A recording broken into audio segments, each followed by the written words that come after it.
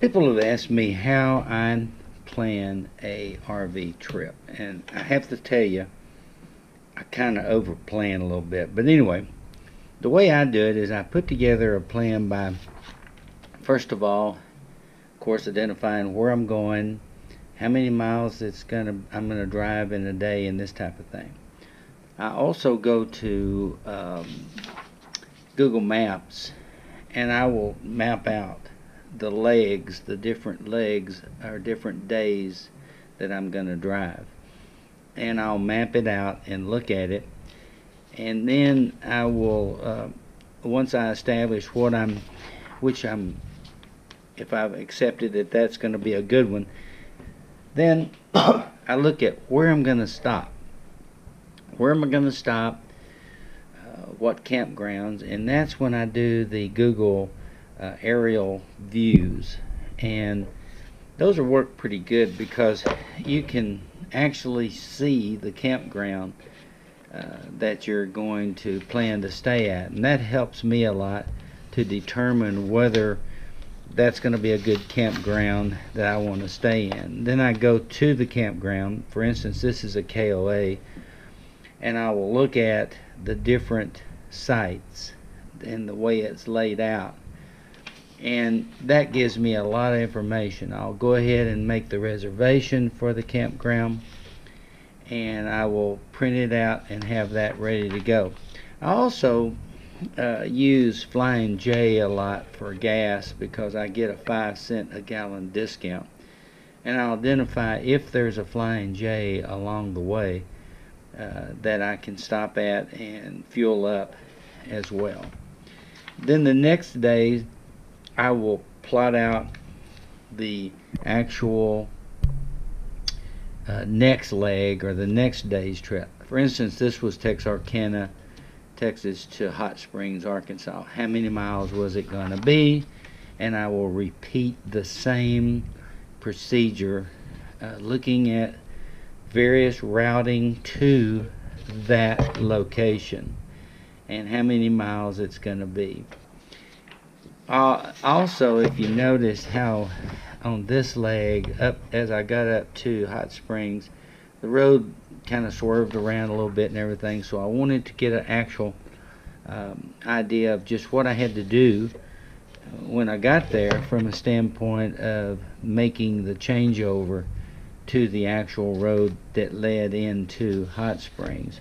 And I made various prints of how that loop around was to be done, and it was very helpful because once you do that, it kind of puts it into your mind as to how you're going to have to navigate those particular areas to get to a particular campground. And then I do a blow up of those turns all the way leading up to the actual campground and how to get into the campground. Like I said, I'm kind of very detailed on a lot of my planning, but once I do this, it really puts a picture in my mind as to what I need to do. It also, I write down what exits I'm looking for off of a particular road as I'm traveling along, and then getting into the actual campground. In this case, it was the KOA in Hot Springs. The KOA in Hot Springs was pretty good, although I think it was very tight. I did take some aerial on Google Maps, took some aerial shots off of Google Maps as to the actual campground, and I gotta tell you, it was pretty tough having to back into some of these tight spots on the particular campground. We were in site number C5, and that turn I had to make was a pretty steep turn, plus it was going downhill, and then I had to back a 37-foot motorhome into that.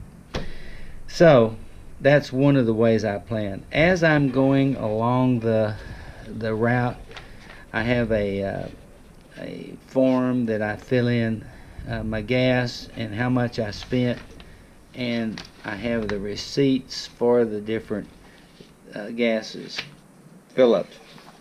We also keep a running tally of our expenses that we use during the week, and as we go.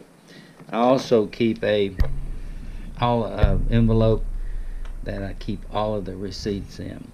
Any kind of vacation guide you can get your hands on along the way is very helpful for planning and for some of the local trips that you might want to take during that.